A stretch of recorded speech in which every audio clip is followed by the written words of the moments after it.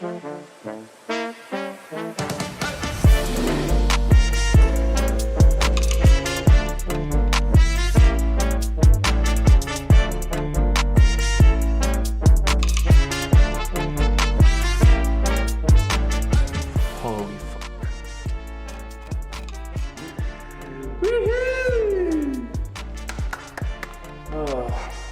when you f around, you kind of find out.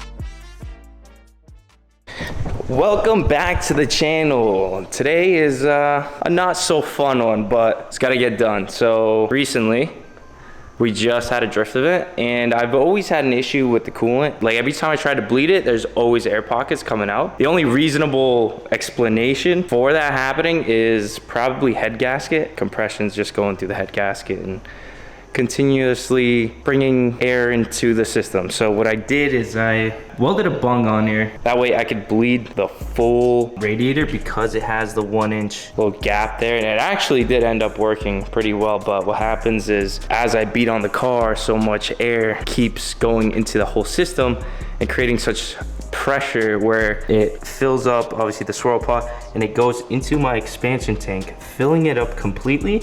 And then from there coming off to the overflow and also filling this up and spewing out. So water should not expand that much. So there's a bigger issue. The goal for today is we're taking out the entire head. It's gonna suck. But what's even better than that is we're ordering a Arctic manifold for the 1JZ. I currently have a G25 550 on here and it's great, but road course in third gear, not so great. What we have is we have the option of going GTX 3071R Gen 2, 61AR I think, or yeah, 61AR, or a G30 660. Probably gonna end up going with the G30 660 just because it's a G series and they're great. So after doing that, I mean, we're gonna put this whole thing on flex fuel, retune it and everything. But if you guys remember, this motor is the first motor that I built for this car and it ended up spinning 2 bearings, which kind of sucked a lot. But the plan, I'm gonna bring this to Mike from ABT Machine Shop. I'm gonna have him go through this as well, check the crank, see if it can be repolished and if it's salvageable, basically. If it is, most of the pistons are good. Just need 2 rods, bearings, see if the crank's fixable and the head, because a lot of the shavings went into the head and ruined the camshafts and yeah, so let's just jump right into it. Let's start ripping this whole thing apart. I'm not gonna take the motor out, probably gonna leave it in there and take everything off with the head. So let's get right into it.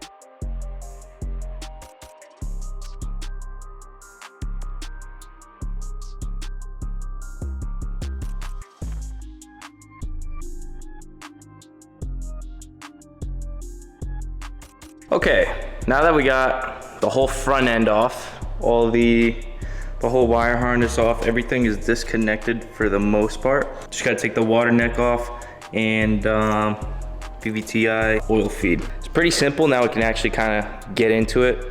First step is obviously we have to take the timing belt off. So we're gonna take the plastics off. I'm pretty sure I have to take this off. I forget. Do I have to take the crank off? Man, I forgot all about that shit. Well, let's jump right back into it.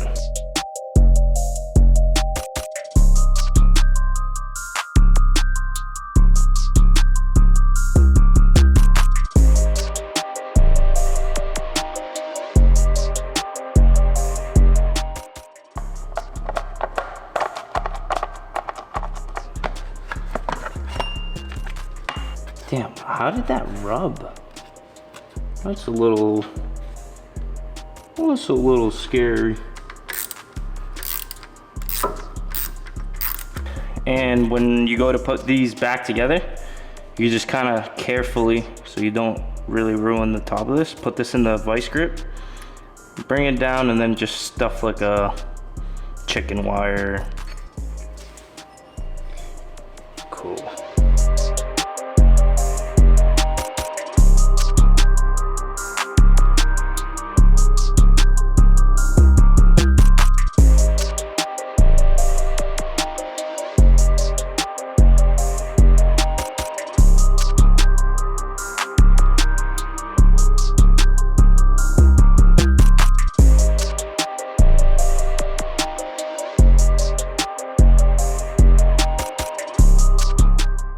Let's see how many things I forgot to take out.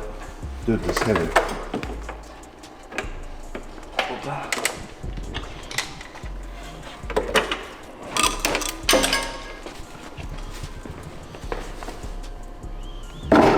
Trying to see where the problem was. Jesus. Oh my god. Cylinder. No good. Holy f.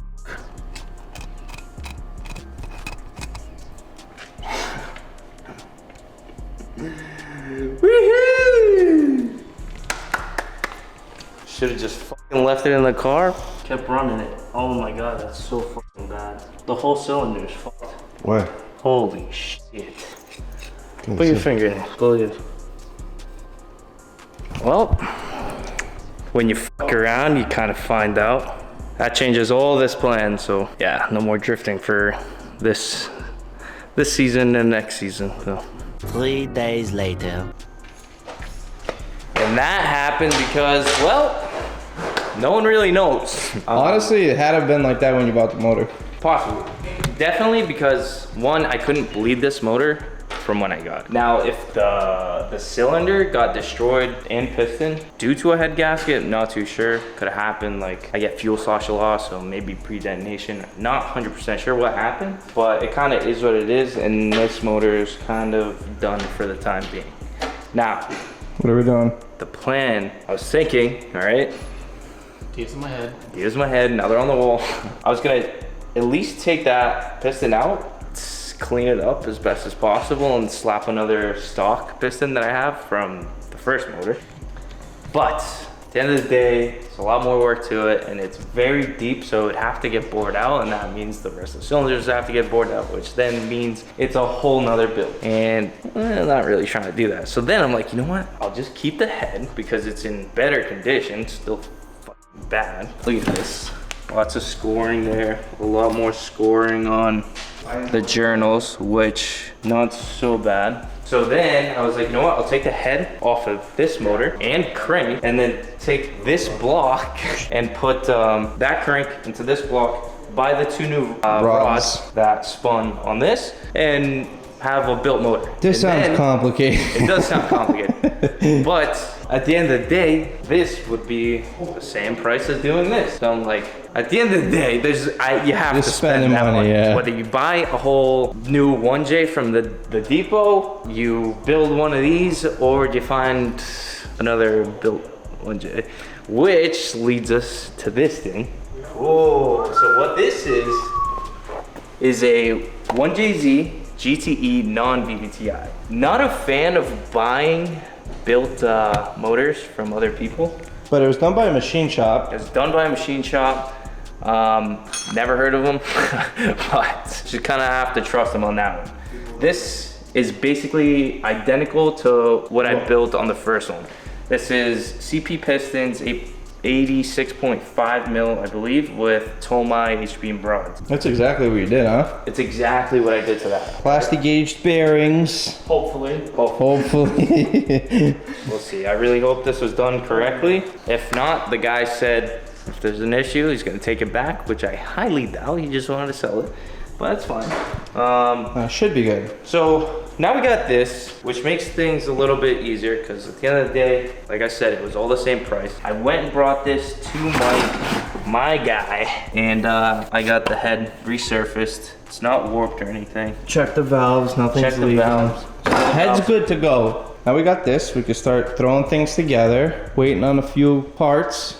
Oh, you guys gotta have to wait till see the next video because it'll be Changing some very stuff exciting. up. We're changing some stuff up. What were you making Did before? I talk about this? 420? Yeah. I was making 420 horsepower. So it's gonna be a little Shooting upgrade. for 6, maybe.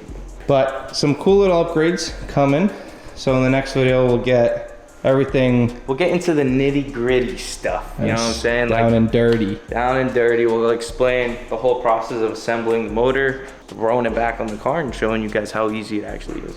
Well, in the next video, we're gonna slap all these stuff back onto the motor, assemble it in nice clean parts. It's a whole nother build, so it'll be exciting. We have a decent amount of newer parts coming in, so it's gonna be exciting because we're gonna be making a lot more jam with this one. So we'll catch you on the next one.